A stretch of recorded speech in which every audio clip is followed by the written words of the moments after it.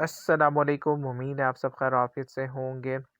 इस लेक्चर में हम एचटीपी मतलब हाउस ट्री पर्सन टेस्ट पर गुफ्तगू करेंगे, जो कि एक प्रोजेक्टिव टेस्ट है जो हम इस्तेमाल करते हैं पर्सनालिटी असेसमेंट या टेस्टिंग के लिए। हम जानेंगे कि एचटीपी होता क्या है, ये क्या मेजर करता है, इसके डेवलपर कौन है, इसको किस तरह से एडमिनिस्टर किया जा सकता है और किस तरह से इंटरप्रिटेशन की जा सकती है उस डाटा की जो कि हम कलेक्ट करते हैं हाउस ट्री पर्सन टेस्ट में, जो कि बेसिकली कुछ पिक्चर्स या ड्राइंग्स होती हैं जो कि हम बनवाते हैं क्लाइंट या सब्जेक्ट से। तो चलें बगैर किसी ताख़ीर के इस लेक्चर का आगाज़ करते हैं।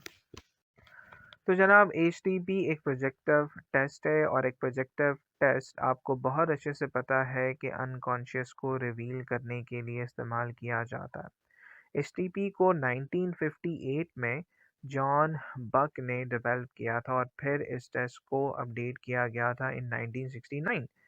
एचटीपी में हम करते क्या हैं? एचटीपी में हम किसी सब्जेक्ट या क्लाइंट से 3 पिक्चर्स या ड्राइंग्स बनवाते हैं, हाउस, ट्री एंड पर्सन की।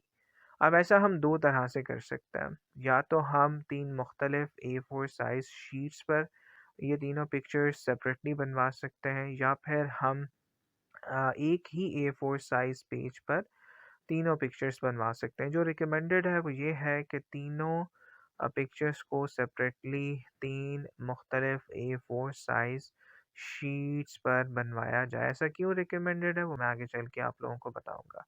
अच्छा, जॉन बक ने हमें मैनुअल भी डेवलप करके दिया था एचटीपी का। जब हम इन ड्राइंग्स को बनवा लेते हैं तो फिर इन ड्राइंग्स को हम मैनुअल के साथ कंपेयर करते हैं, जिसमें सर्टेन गाइडलाइंस दी गई हैं फॉर इंटरप्रिटेशन। इसके अलावा क्योंकि जॉन बक का बनाया हुआ मैनुअल जो है वो काफ़ी ज़्यादा जो है वो एक्सटेंसिव है।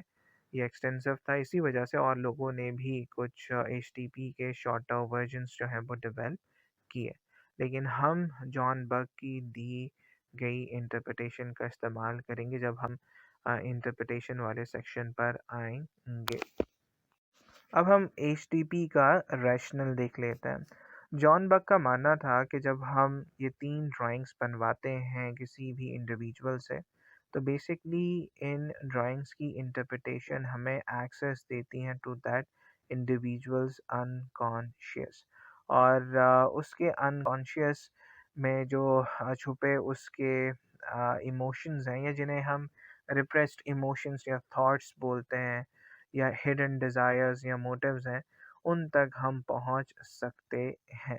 तो बेसिकली जो भी ड्राइंग्स इंडिविजुअल ने बनाई होती हैं वो उसके अनकॉन्शियस को रिवील कर रही होती हैं। कैसे कर रही होती हैं वो हम आगे चलकर इंटरप्रिटेशन में डिस्कस करेंगे। रैशनल के बाद पर्पस है।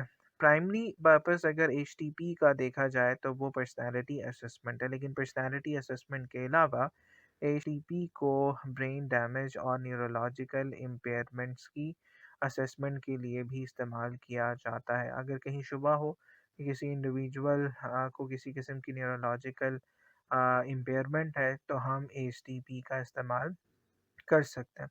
लेकिन इस कोर्स में हम बुनियादी तौर पर एचटीपी का इस्तेमाल देखेंगे इन पर्सनालिटी असेसमेंट और टेस्टिंग।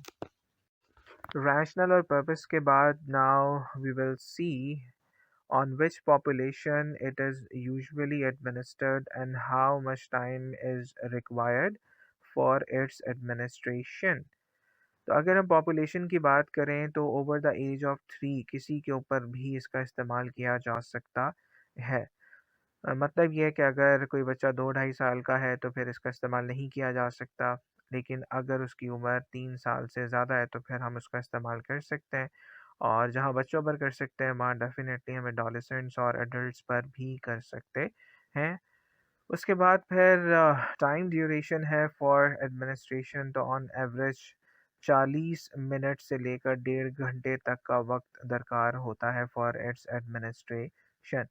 तो जो आपने 3 पिक्चर्स या ड्राइंग्स बनवानी है क्लाइंट या सब्जेक्ट से, तो आप ये काम 40 मिनट से डेढ़ घंटे तक करवा लेते हैं।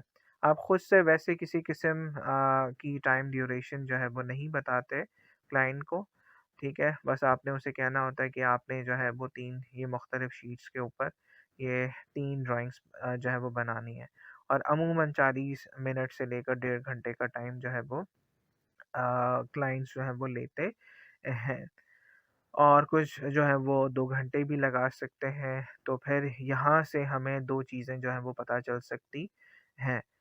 वो ये है कि अगर कोई इंडिविजुअल कम वक़्त लगाता है इन ड्राइंग्स को बनाने में, तो इसका मतलब ये है कि वो नॉर्मल इंडिविजुअल है, उसकी जो फंक्शनिंग है वो नॉर्मल है। लेकिन अगर कोई इंडिविजुअल बहुत ज़्यादा वक़्त लगा देता है, 2 ढाई 3 घंटे लगा देता है इन पिक्चर्स को ड्रा करने में, तो इसका मतलब ये है कि वो न्यूरोलॉजिकली इम्पेयर्ड है।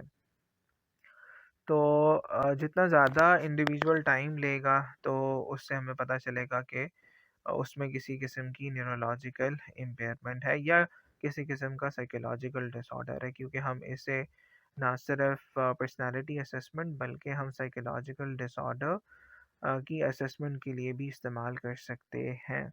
मतलब ये है कि पर्सनालिटी टेस्टिंग में तो एचटीपी का इस्तेमाल किया जाता है, लेकिन क्लिनिकल साइकोलॉजी और फोरेंसिक साइकोलॉजी में भी इसका इस्तेमाल किया जाता है, बिल्कुल उसी तरह से जिस तरह से आरआईएसबी का इस्तेमाल किया जाता है। ओके, अब हम ज़रा देख लेते हैं कि कौन से मटेरियल्स रिक्वायर्ड होते हैं for the administration and interpretation of HTP, और एचटीपी को किस तरह से एडमिनिस्टर किया जाता है। तो जब आपने एचटीपी को एडमिनिस्टर करना होता है, तो डेफिनेटली आपके पास जो है A4 साइज शीट्स होनी चाहिए, पेंसिल होनी चाहिए, पेंसिल के साथ अगर इरेज़र भी दे दें आप तो क्या ही बात है, उसकी अपनी सिग्निफिकेंस है विच विल सी लेटर। उसके बाद डेफ़िनेटली आपके पास जो है वो मैनुअल होना चाहिए एचटीपी का, ताकि आप इंटरप्रिटेशन कर सकें उन ड्राइंग्स की कि आपका क्लाइंट या सब्जेक्ट ड्रॉ करेगा।